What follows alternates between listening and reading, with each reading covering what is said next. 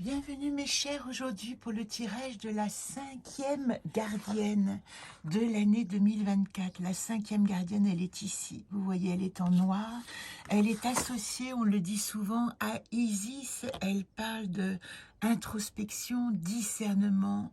Écoutez notre intériorité, écoutez la vérité. Et nous sommes cette semaine avec Donat. C'est peut-être pourquoi je n'avais pas envie de vous faire le tirage ce matin. Voilà Donat. De vous faire le tirage il y a 2 jours, car nous sommes déjà le 10 mai et c'est bien l'une des rares fois où j'ai du retard pour faire le tirage de la nouvelle lune. Il y a tellement d'énergie en ce moment qui donne à réfléchir que oui, je suis restée dans ma réflexion. Et ce matin, je me suis dit non, on ne peut pas passer à côté de cette nouvelle lune. Alors pour ceux qui m'écoutent, s'il en reste, il n'y en a pas beaucoup. C'est vrai que ça ne me donne pas beaucoup d'énergie pour faire mes vidéos, mais il faut que j'aille puiser en moi-même. C'est ce que me dit Isis, le désir de cette transmission qui est tellement importante pour moi et de continuer mon chemin, quel que soit le retour. Une écoute suffit. Et c'est ce qu'elle nous apprend, Isis. Et dans le monde, c'est Etok, c'est la wishlist. Elle nous apprend aussi à faire notre propre choix de vie. Si vous lisez le livre de Jamie Sams, Les 13 mères originelles, eh bien Isis nous raconte notre propre naissance, comment elle a commencé à ressentir les éléments, la vie, le monde, son propre corps. C'est très beau parce qu'elle aurait pu raconter ça à la première gardienne, mais non, il faut attendre la 5e gardienne pour comprendre ce que c'est que l'expérience de l'incarnation. Et je me suis dit ce matin que, vous voyez, je me réveille à peine, que c'était très important que je vienne simplement témoigner aux côtés de Jamie Sams, aux côtés de celles qui m'écoutent, de la nécessité de sentir l'importance du choix, ça c'est Etok de notre incarnation. Alors qu'est-ce qu'elle nous dit, Isis? Dans le jeu Solune, Donat, moi, dans le monde Etok, je vous l'ai dit, je vais percer mes secrets, rentrer dans mes profondeurs, et le monde va de là me donner des possibles. En ce moment, il faut faire votre Tiyowe, rentrer à l'intérieur et réfléchir. Ça ne veut pas dire sortir du monde, c'est le printemps, tout germe, mais germe de quoi? Et ce qui compte, c'est qu'il y ait derrière toute germination cette réflexion de d'où est-ce que ça pousse, pourquoi, qu'est-ce que ça va donner. Ça, c'est important. Alors, le tirage, je l'ai fait à l'instant et je vous le livre ici. En situation actuelle, qui nous accompagne, eh bien c'est la gardienne de la gratitude avec Jacquem, que j'avais appelé Janus dans ce jeu. Jacquem, je l'avais appelé Janus parce que dans ce jeu Solune, il me paraissait être l'expression exacte, ce yang, de la nécessité de s'allier, de s'unir aussi à son yin. Le yang fort, c'est celui qui fait la paix, c'est le repos du guerrier. Et la gardienne de la gratitude et des encouragements qui lui est associée à la 12e lune, elle vient simplement dire ça, remercier d'être venu victorieux ou du moins vivant du combat et encore ouvert à exercer de nouvelles victoires sur nous-mêmes, pas sur les autres, sur nous-mêmes. Quels sont les atouts? Les atouts, eh bien j'étais en train de penser quand je lisais Jacquem en situation actuelle que ça ressemblait bien à un tormeau, et la carte qui m'est tombée des mains, eh bien c'est celle-là, tormeau, l'enracinement.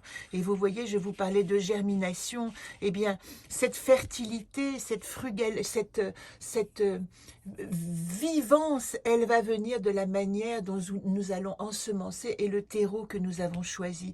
Elle nous rappelle que plus que jamais, en ces moments où la nature reprend ses droits, il est important de comprendre dans quelle terre nous nous enracinons. Et ça, c'est tout l'enjeu en ce moment, si vous avez écouté lundi ma chronique, d'Uranus en taureau et de tout ce taureau, cette lune, nouvelle lune en taureau qui nous dit de nous enraciner, de nous matérialiser, mais avec toute la richesse que nous avons acquise. Alors la 3e carte, qui est souvent une carte qui évoque une problématique ou qui pointe le doigt sur une problématique, eh bien j'ai tiré le later, le non. Et pourquoi elle dit non, cette carte? Qu'est-ce qu'elle dit? Elle dit, un non n'est jamais qu'un oui à mille autres choses. Elle dit qu'il est temps aujourd'hui de ne plus refuser systématiquement, de ne plus être en guerre, de ne plus accepter la nocivité des informations, la nocivité de cet esprit guerrier qui nous donne envie d'être au combat. Pourquoi je parle de Garith? Parce que au-dessus de Leiter, j'ai tiré une deuxième carte. Vous savez que quand je tire ces anacartes, il y a 3 cartes hors alphabet, encore, Leiter, et Blanc, encore je ne peux pas, Leiter je ne veux pas, Blanc je ne sais pas. Eh bien je ne sais pas quoi, eh bien je tire une carte au-dessus qui va me mettre l'accent sur la problématique. Et là, le je ne veux pas, c'est ce combat. Garith, quand elle est en problématique, elle dit je ne veux pas encore la paix, je suis encore là à me battre, être dans l'affrontement, je lis la 3e ligne, hein, être dans l'affrontement, faire front, etc. Eh bien là, la mise en garde, c'est arrêter la guerre et la guerre intérieure et le combat stérile. Arrêtez, trouvez l'harmonie au sein de votre Tioé, nous dit Isis, au sein de votre intérieur et du calme que vous pouvez révéler.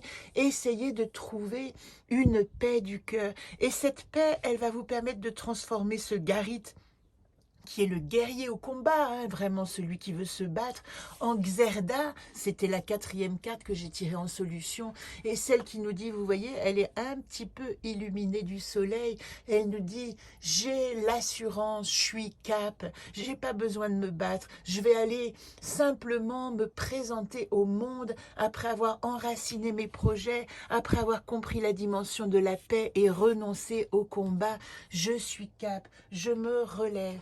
Et pour terminer, je veux simplement vous proposer, vous voyez, de dessiner votre croix d'Isis. Je vous en ai parlé lundi, je vous renvoie, si vous ne l'avez pas écouté, à la chronique. Mais qu'est-ce qu'elle nous dit? Si vous dessinez cette croix de vie, qui est une croix d'incarnation, qui est une croix qui nous dit tu vas mourir et t'éparpiller comme Osiris, le compagnon d'Isis, mais tu vas aussi renaître dès que tu vas savoir rassembler les morceaux de ton âme. Et ici, vous pouvez écrire des mots importants pour vous qui vous accompagnez. Moi, je la garde dans la caravane et puis elle me montre, voilà ce que j'ai envie de dire et de faire. Je vous embrasse, je vous souhaite une excellente nouvelle lune. Vous en avez pour 15 jours à essayer de vous exercer à la paix et à simplement trouver votre terreau fertile. Très belle quinzaine à vous et rendez-vous à la pleine lune dans 15 jours.